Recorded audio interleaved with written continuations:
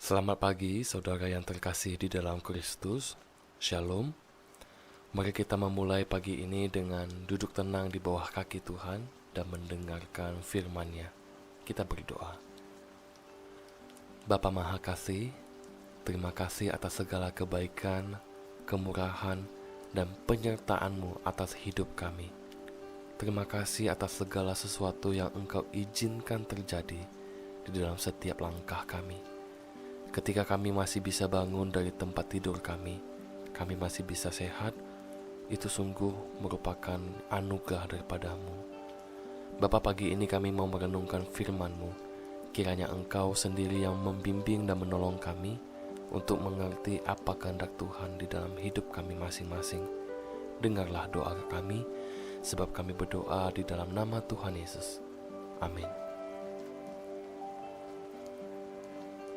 Saudara, tema renungan hari ini ialah permasalahan utama manusia.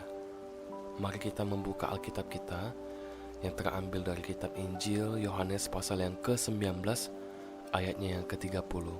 Mari kita membaca firman Tuhan secara bersama-sama. Sesudah Yesus meminum anggur asam itu, berkatalah ia, "Sudah selesai." Lalu ia menundukkan kepalanya dan menyerahkan nyawanya. Saudara, kalau kita perhatikan baik-baik, sejak kejatuhan manusia ke dalam dosa, berbagai permasalahan muncul di dalam kehidupan manusia.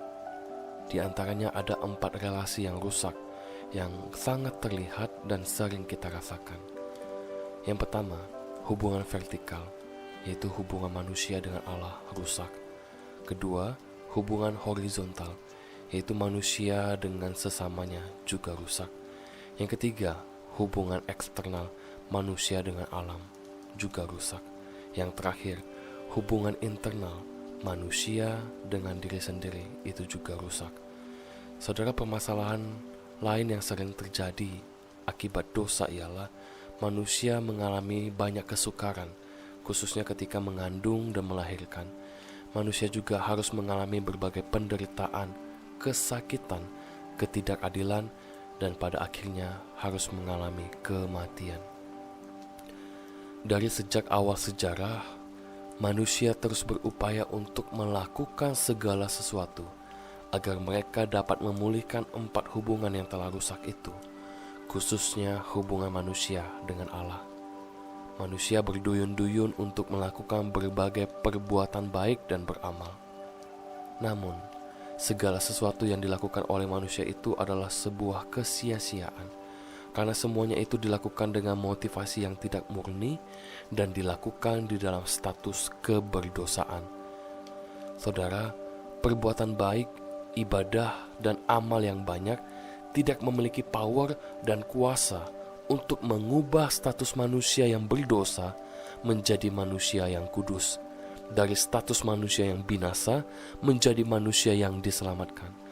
Saudara, di tengah-tengah keputusasaan manusia di dalam penderitaan, Allah memberikan dan membawakan pengharapan dan keselamatan, yaitu shalom yang utuh yang sesungguhnya kepada manusia, yaitu melalui kelahiran, kematian, dan kebangkitan Kristus.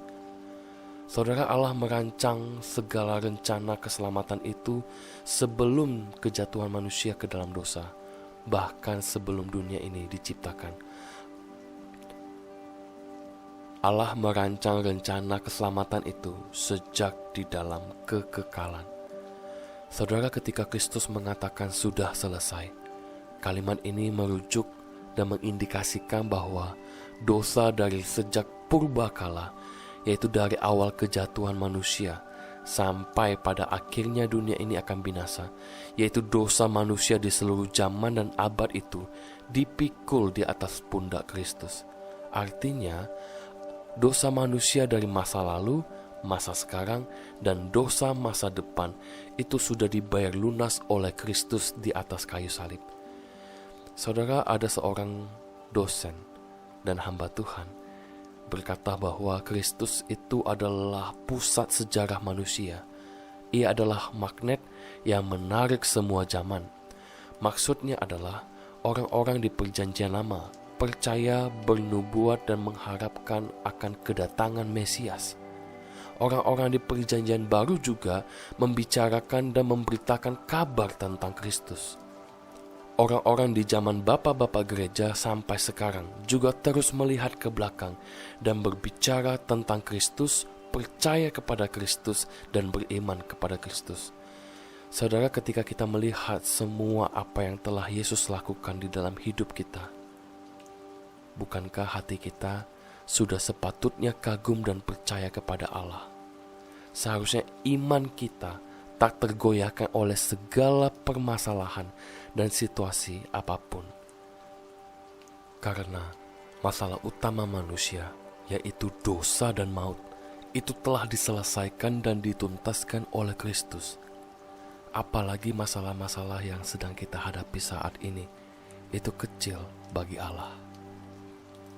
Kiranya hati kita sekali lagi dikuatkan di pagi ini, bahwa Kristus adalah Tuhan di atas segala permasalahan dan kehidupan kita. Ia mampu mengubah kedukaan menjadi sukacita. Ia berkuasa mengubah kesesakan menjadi kelegaan. Bahkan ia mampu memberikan kehidupan kekal bagi setiap kita yang percaya kepadanya, supaya kita hidup bersama-sama dengan Dia di dalam kekekalan. Biarlah hati kita selalu percaya kepada Tuhan, mengasihinya dengan hati yang sungguh-sungguh. Amin. Kita berdoa. Bapa, ajarkan kami untuk selalu berharap dan bersandar hanya kepada Kristus. Ajarkan kami untuk memiliki sikap hati yang sungguh-sungguh meletakkan seluruh kehidupan kami ke dalam tangan belas kasihan-Mu.